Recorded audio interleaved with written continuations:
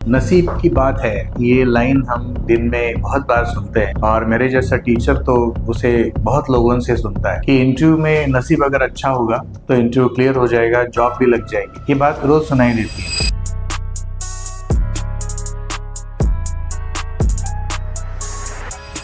मेरे घर में एक फूड डिलीवरी ऐप से खाना देने के लिए एक लड़का आया था और जब मैं उसकी डिलीवरी लेने के लिए गया तो मुझे लगा कि वो लड़का तैयारी करता होगा एग्जाम की। उसे देखकर लगा, बातचीत से लगा। तो मैंने उससे पूछा कि तुम एग्जाम की तैयारी करते हो? तो उसने कहा कि जी सर, मैं टीचर्स के एग्जाम की तैयारी करता हूँ। तो मैंने पूछा केवीएस का दिया था एग्जाम? तो उसने कहा रिजल्ट का इंतजार कर रहा हूँ, सबकी तरह रिजल्ट का वो भी इंतजार कर रहा है। और उसने बताया कि लास्ट ईयर इंटरव्यू दिया था केवीएस का, लास्ट जब रिक्रूटमेंट हुए थे। तो मैंने कहा क्या हुआ फिर, कैसा रहा इंटरव्यू? उसने कहा कि सर उन्होंने मुझे घुमा के रख दिया और जो मुझे नहीं आता था वही पूछने लग गए और मैं उनको बार बार बताता रहा कि ये मुझे नहीं आता, ये मैंने नहीं पढ़ा है, और वो उसी पर फोकस करते रहे और इस वजह से मेरा इंटरव्यू खराब हो गया। और वो लड़का राजस्थान से था तो उसके मन में था कि मुझे इंग्लिश नहीं आती, इस वजह से केवीएस का इंटरव्यू मेरा अच्छा नहीं हुआ। तो इस बार वो इंटरव्यू की तैयारी करते हुए इंग्लिश की तैयारी कर रहा है और अपने ग्रेजुएशन को लेकर जो उसे लास्ट इंटरव्यू में पूछा था उसकी तैयारी कर रहा है। उसका एक ही कहना था कि सर जब नसीब होगा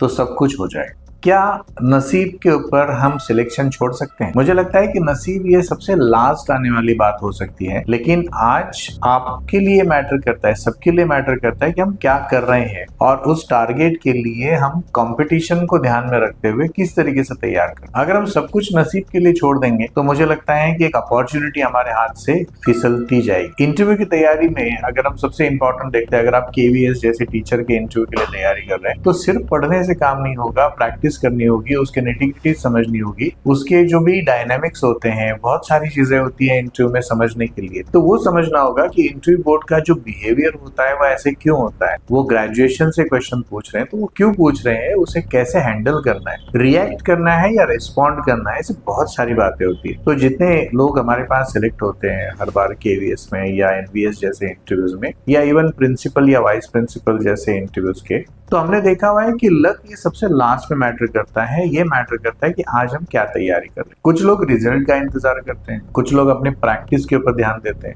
मेरे पास एक कैंडिडेट था, उसने लास्ट बार जो सिलेक्ट हुए थे उसमें से एक कैंडिडेट, उसने जितना भी समय मिला उसने टीचिंग की प्रैक्टिस की, लगातार मॉक इंटरव्यूज दिए और अपने क्लास से भी वो कनेक्टेड था, करियर क्वेस्ट में उसका एनरोलमेंट था। तो उसके साथ वो मॉक इंटरव्यू में जो फीडबैक दिया जा रहा है उसके ऊपर भी वो काम कर रहा है। वो कैंडिडेट अपने पास अभी तक 2 बार केवीएस में सिलेक्ट हुआ है और उसमें पहले वो प्राइमरी टीचर के रूप में सिलेक्ट हुआ था और नेक्स्ट जब रिक्रूटमेंट साइकिल था उसमें वो पीजीटी के रूप में सिलेक्ट हुआ। तो जो लोग अपने स्किल को डेवलप कर रहे हैं, जो लोग गाइडेंस ले रहे हैं, जो लोग टेक्निक को तैयार कर रहे हैं, वो आगे रह रहे हैं। इसमें नसीब का खेल मुझे लगता है कि हमें नहीं समझना चाहिए। कोई भी कंपटीशन में नसीब मैटर करता होगा, लेकिन सबसे ज्यादा मैटर कर रहा है कि हम उसके लिए तैयार कैसे कर रहे हैं। आप भी अगर केवीएस एनवीएस जैसे इंटरव्यू के लिए आप जा रहे हो, अगर आपका ये सपना है कि एक अच्छा करियर आपके साथ होना चाहिए, तो नसीब के सहारे नहीं बैठना चाहिए। मुझे लगता है कि हमारा एक एक दिन इम्पोर्टेंट है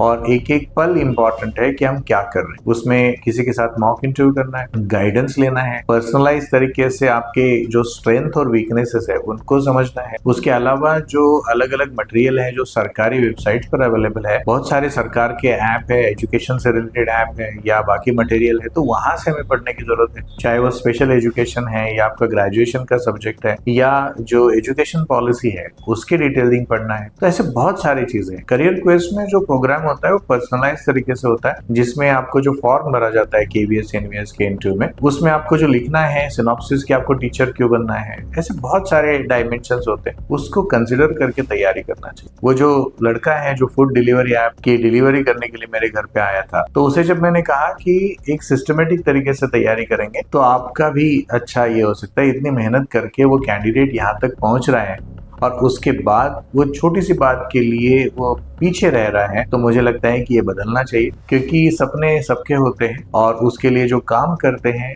वही आगे निकल जाते हैं। इसमें नसीब का रोल मुझे लगता है कि सबसे आखिरी में आता है और वैसे हमारे घर के लोग हमारे नसीब के लिए कुछ काम कर ही रहे हैं। So I think we should focus as a candidate, we should focus on preparation and the integrity.